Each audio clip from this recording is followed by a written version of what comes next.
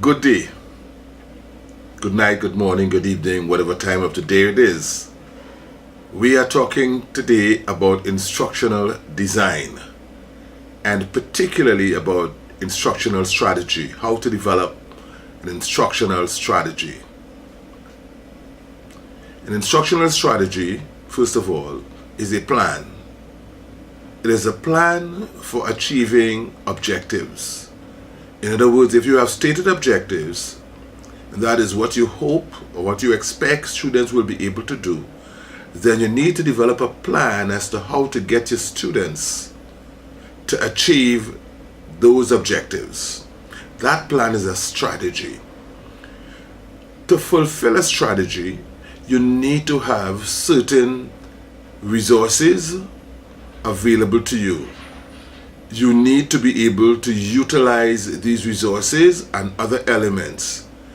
In other words, if you're planning to do any particular thing, there are certain things which must be available. If we go back to our old analogy of design, when we were talking about the house, we're saying to design a house must have doors, a house must have windows, a house must have roof, and all that stuff. If you're having a strategy, the strategy must have certain things. So first of all, let's talk about what you need to have in order to put into your strategy to achieve learning. Remember, we're trying to achieve learning. We're trying to get the students to achieve the objectives. We are developing a plan for the delivery of the instruction. What do we need to have to deliver that instruction? Well, I classify them, or have placed them into 5 groups, and each of them start with an M for ease of remembrance. I call them the 5 M's of instructional strategy. First of all, you must have a message. And your message is mainly your objective and your content. It is that which you want to get the student to be able to achieve. So let us say you want the students to be able to distinguish between healthy foods and unhealthy foods, then that is your message. It contains also what is unhealthy food and what is healthy food. You must have that very clear before you can develop your strategy. So make sure you have it very clear. What is it you need your student to learn and to be able to achieve? That's the first M. The second M is your mode. The mode is your mode of delivery. That is, how will you deliver this instruction to the student? Will it be face-to-face?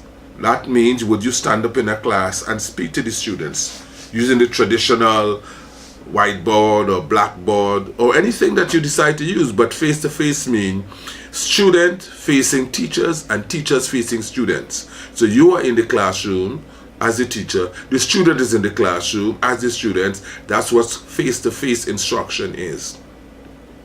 That's one mode. Then it may be online instruction. That's another mode. But online instruction can be broken down into several parts, and we'll discuss those parts. We will discuss those parts in a few moments, right?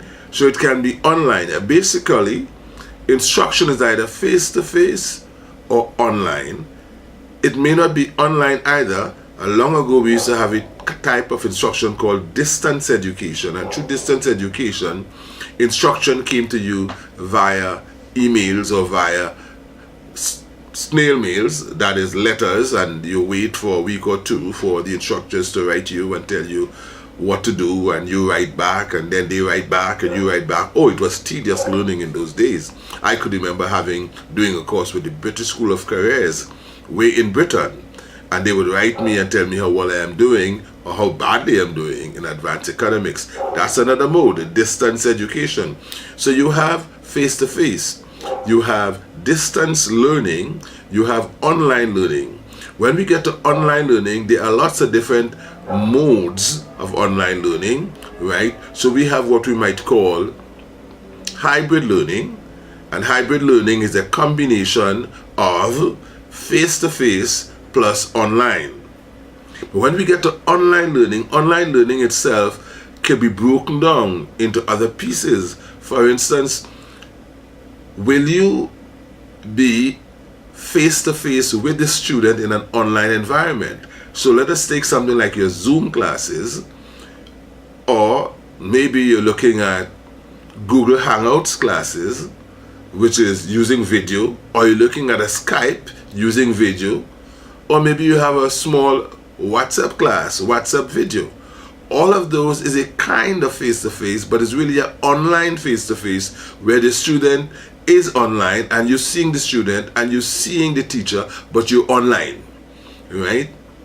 And I would also like to describe those as what we might call synchronous learning. So what is synchronous? Synchronous means that you and the student are online at the same time. So you and the student are online at the same time by means of the internet, right? You're online at the same time. That's synchronous. Asynchronous means you're still getting the instruction online, but not at the same time. So what it really means is that the instruction will be stored, and this, if you think about how Canvas works, a lot of instruction is stored for us, and we go and pick it up, and we either read it or we watch it. It might be a video, or we might listen to it. So when you're looking at mode, you're really looking at a combination of things. It may be something you're listening to, it may be something you're watching, or it may be something that you have to read. And all of this may be online.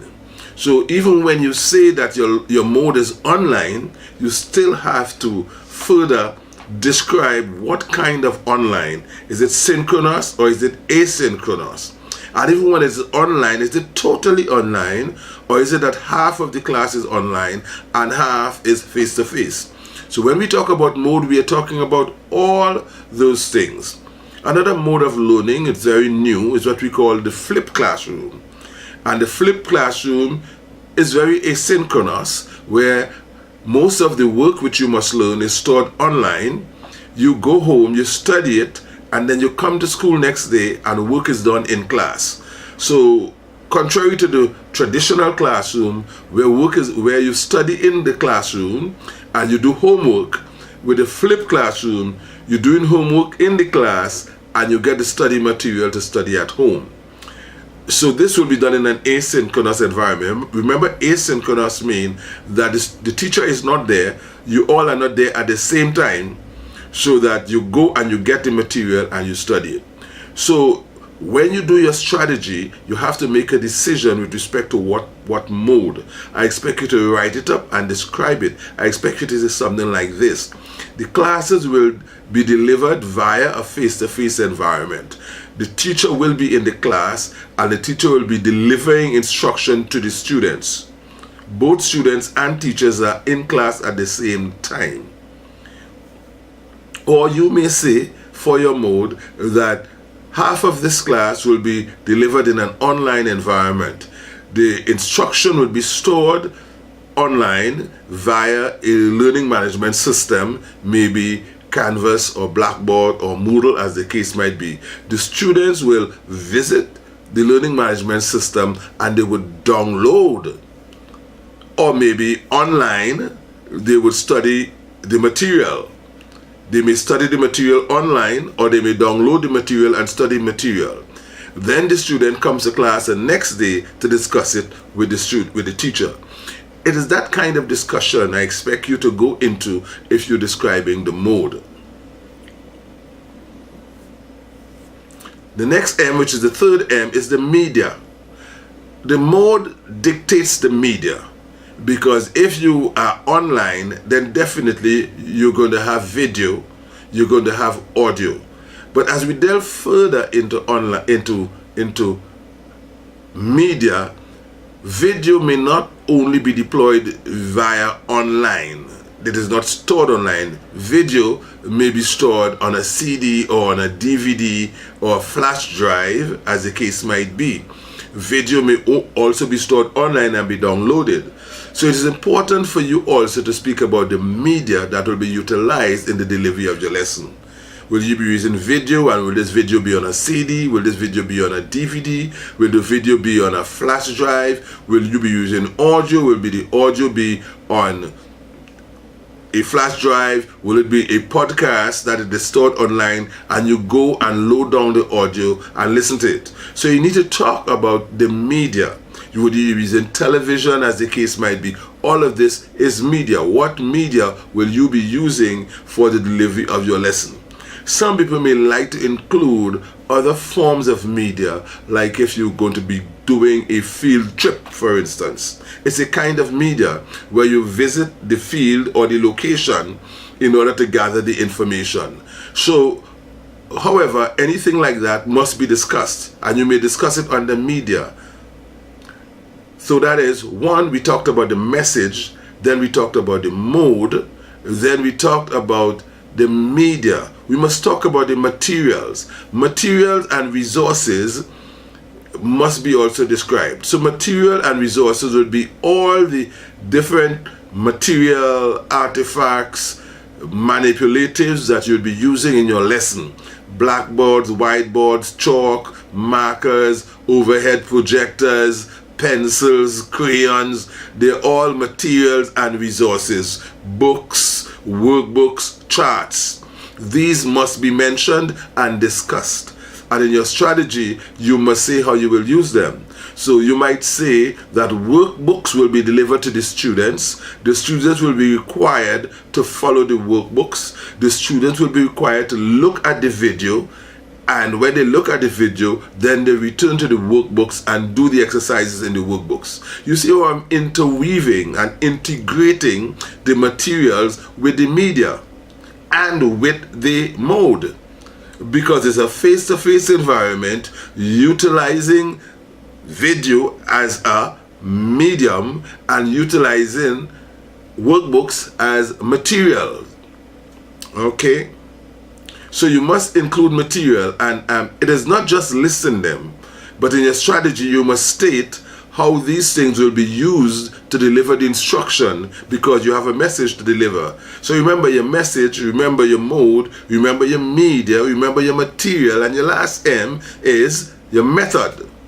Your method speaks to how you will deliver the instruction in terms of your students and the groupings and putting them together. That is, there are different strategies for learning. These strategies for learning are different approaches to teaching and learning. Let me say that preferably. There are different approaches to teachers and teaching and learning. You can put students to work together in groups, right? You can put students to work under the guidance of a senior person. You can put students to work independently. And all of these are governed by different theories. For instance, if I put students to work independently to discover their own knowledge, then I'm using an independent learning approach coupled with a discovery learning approach, and discovery learning by Jerome Bruner, I think it is, right?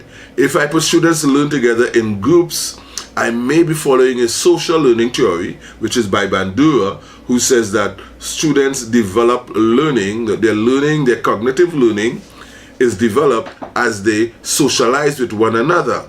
And there are many social learning theorists who speak about different approaches or different ways in which socializing can affect learning, John Dewey and so on. If we put the students to, maybe we talked about discovery already by Jerome Bruner, but we might talk about Gardner, multiple intelligence. And through Gardner's multiple intelligence, we know that students learn differently.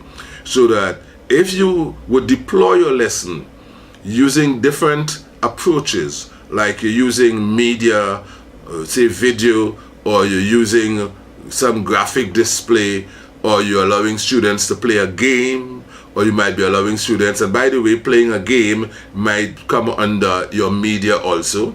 You might allow them to play a game, or you may allow them to pay a visit to a particular artifact or country or place to find, maybe they go by the seaside or to the zoo or to the ocean or outside to witness or to look at something. Then that form of teaching is the application of the multiple intelligence theory by Jerome Bruner. Everybody know that, by Gardner, right? And so you need to discuss what theory you are following in order to get your students to be able to do what they have to do.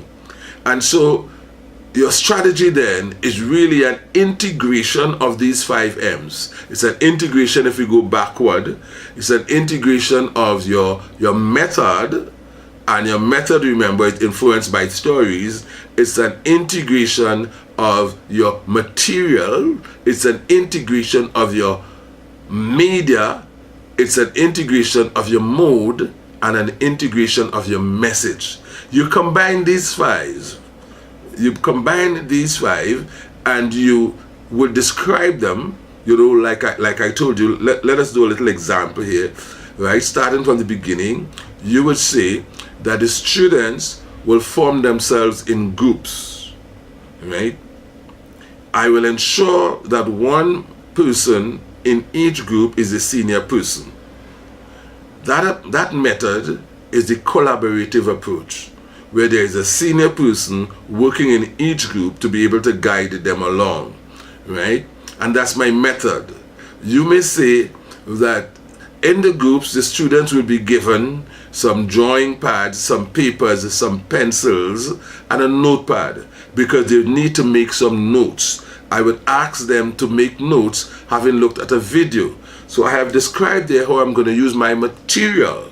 And then I say they're going to be looking at a video. They will look at the video for 15 minutes. So that's my medium, right? They will look at the video for 15 minutes, and after looking at the video for 15 minutes, I will ask them to discuss in their groups what they discovered about healthy foods and unhealthy foods. I would ask them to list on their notepads all the foods that would be considered to be healthy and all the foods that would be considered to be unhealthy. Now let us look at that. I have combined there a collaborative approach with a discovery approach, using video as the media, and my materials and resources would be paper and pen and pencil, right? And then our mode obviously is a face-to-face mode, using the video and using the material, so the teacher is present in the class. Now, the teacher does not have to be present in the class. I could store the video online and then ask them to go online, look at the video online, or to download the video. So then my mode changes to an online mode. And you see how I have combined these 5 M's, right, to be able to convey the message about healthy and unhealthy foods. I hope this makes sense to you. If you don't, give me a shout out. You know my phone number and you know my address, my email address, ldouglas2013@gmail.com. ldouglas2013@gmail.com. You can reach me there. You take care and be successful.